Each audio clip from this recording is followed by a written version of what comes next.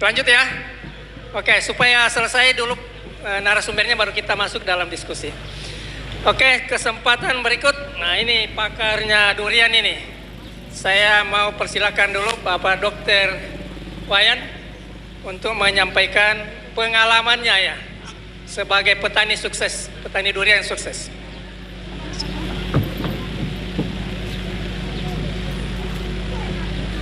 Terima kasih. Assalamualaikum warahmatullahi wabarakatuh. Selamat siang, salam sejahtera bagi kita semua. Om Swastiastu. Saya menguraikan pengalaman saya bertanam durian. Kalau saya ceritakan cerita sukses berkebun durian barangkali salah, karena di bertanam durian ini ada manis pahitnya, barangkali seimbang manis dengan pahitnya. Kenapa? Karena saya yang paling dulu tanam durian montong khususnya di Sulawesi Tengah. Kemudian pemasarannya sulit sekali, pemeliharaannya sulit karena informasi waktu itu sulit juga didapatkan, tidak kayak sekarang. Sekarang kita buka YouTube ada informasi, tetapi hati-hati terhadap YouTube karena orang baru kemarin kenal durian sudah bikin YouTube. Ini membuat terjungkir nanti petani. Karena apa?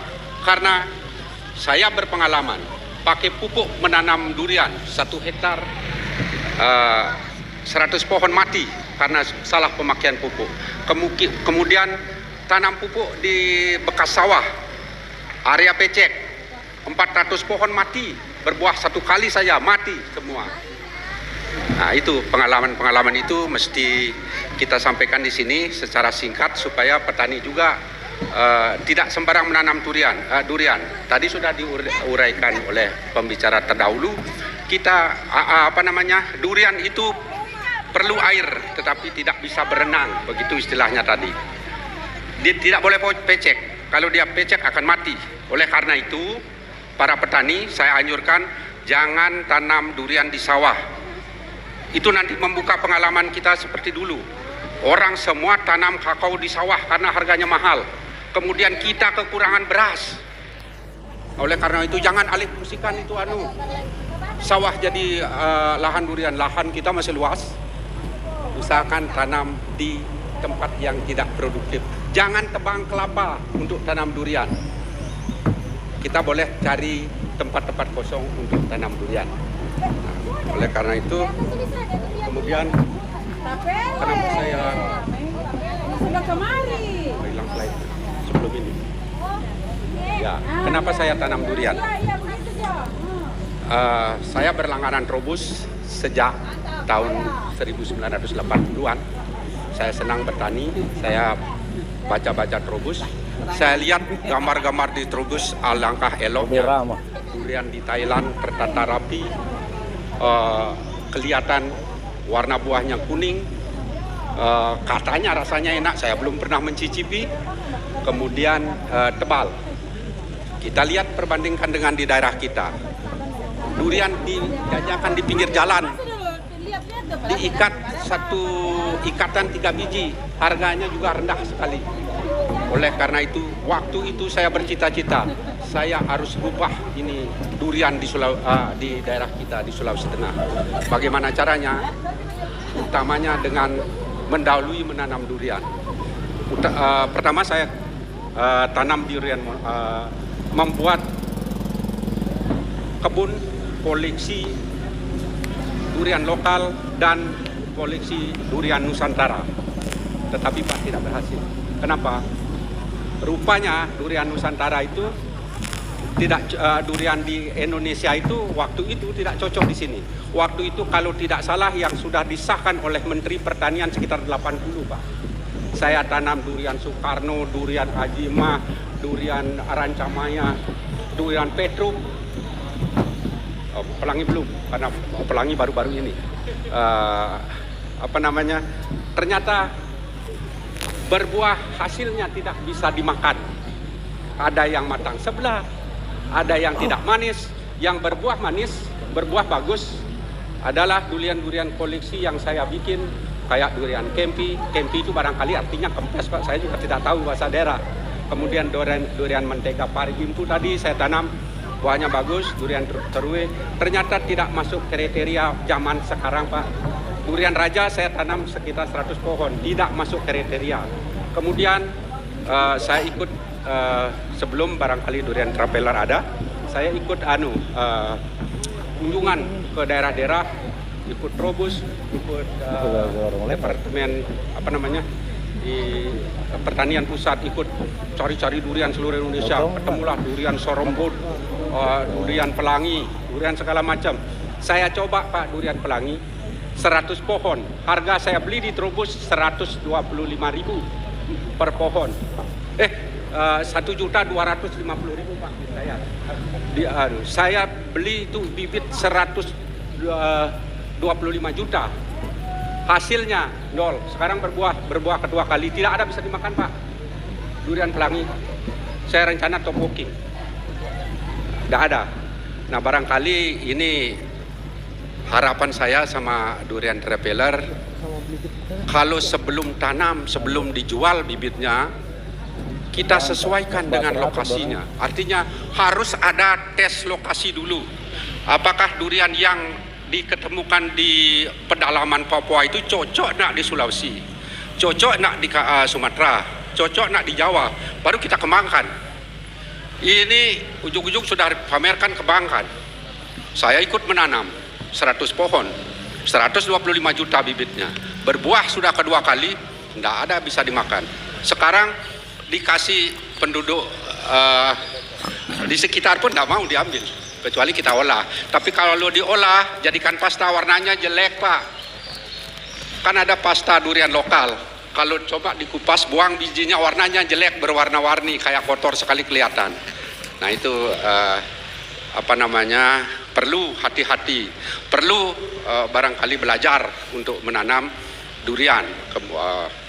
Kemudian saya cepat-cepat saja karena cuma 15 menit waktunya. Kalau saya mau ngalor ngidul nanti terlalu lama. Karena ini cerita dari tahun 80-an sampai tahun 2023. Panjang sekali. Nah, tadi sudah kenapa saya menanam durian? Ya, saya lihat dari ininya bagus, dari lokasinya cocok. Saya lihat durian-durian lokal cukup unggul di daerah kita.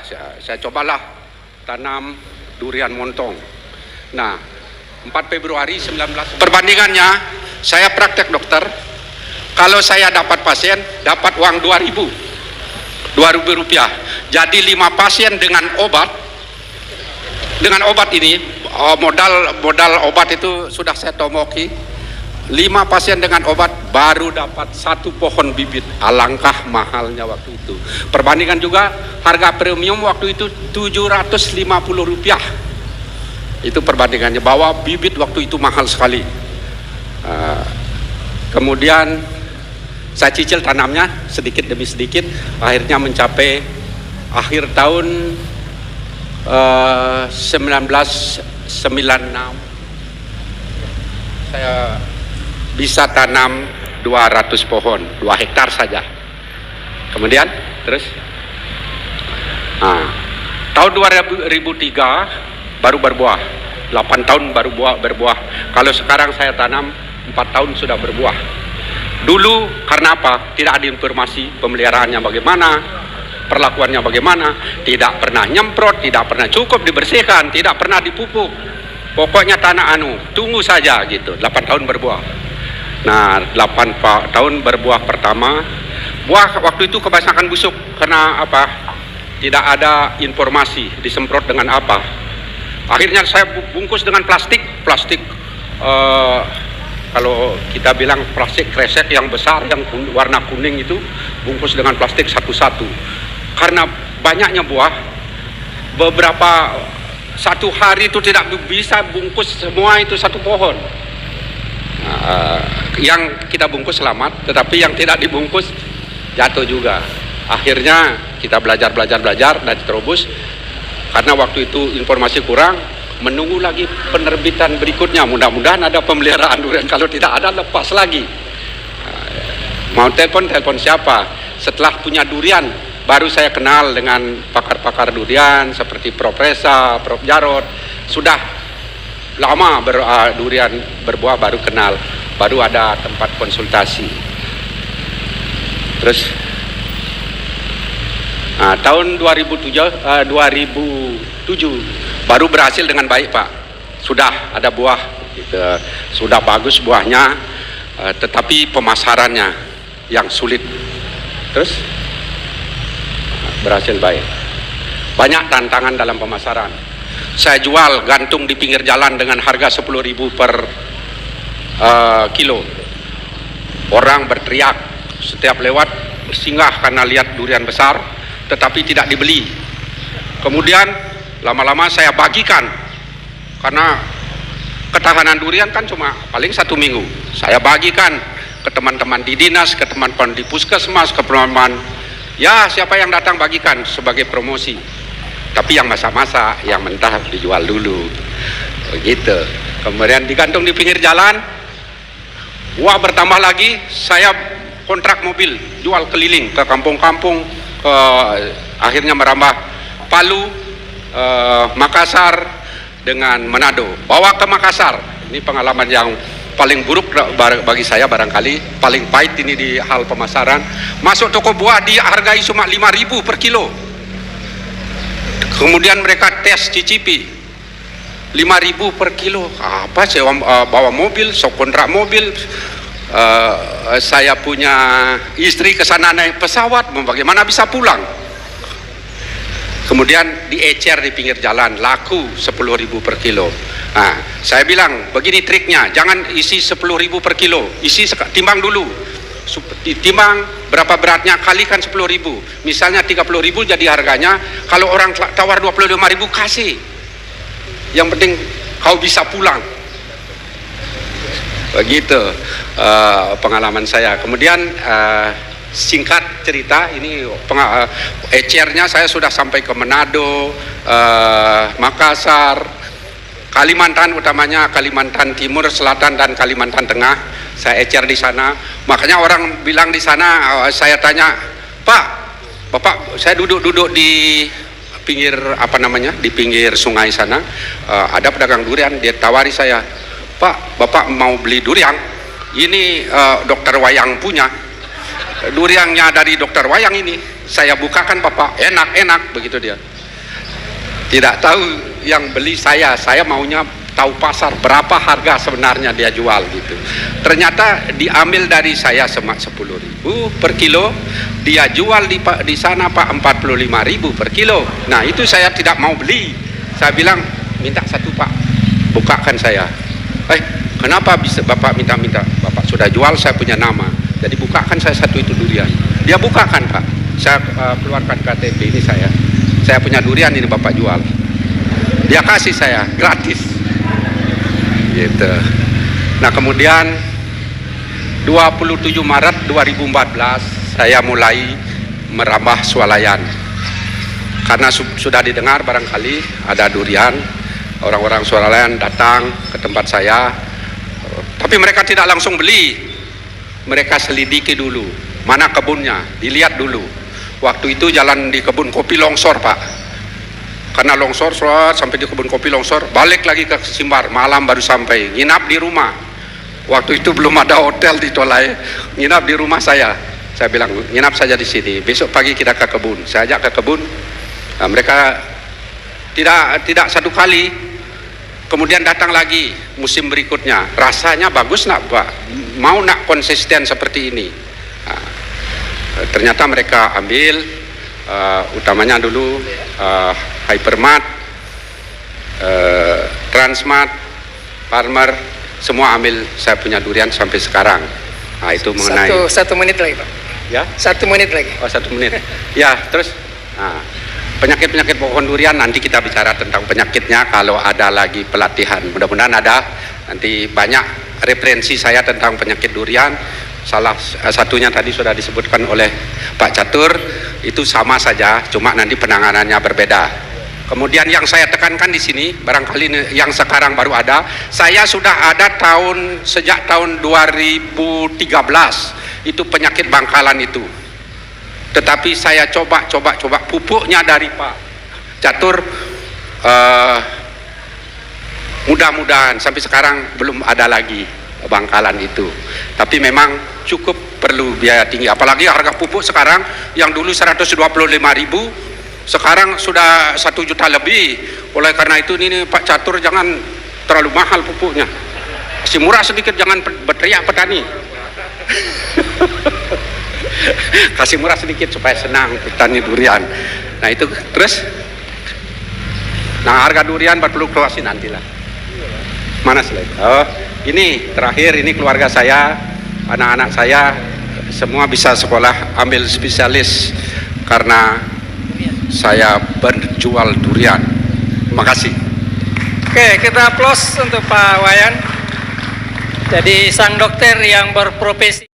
Ini Pak Sekda ini saya kira perlu penghargaan sama beliau ini. Bahwa sebagai pelopor durian Parigi Motong. Ya. Mungkin perlu sertifikat ya atau buku taplus.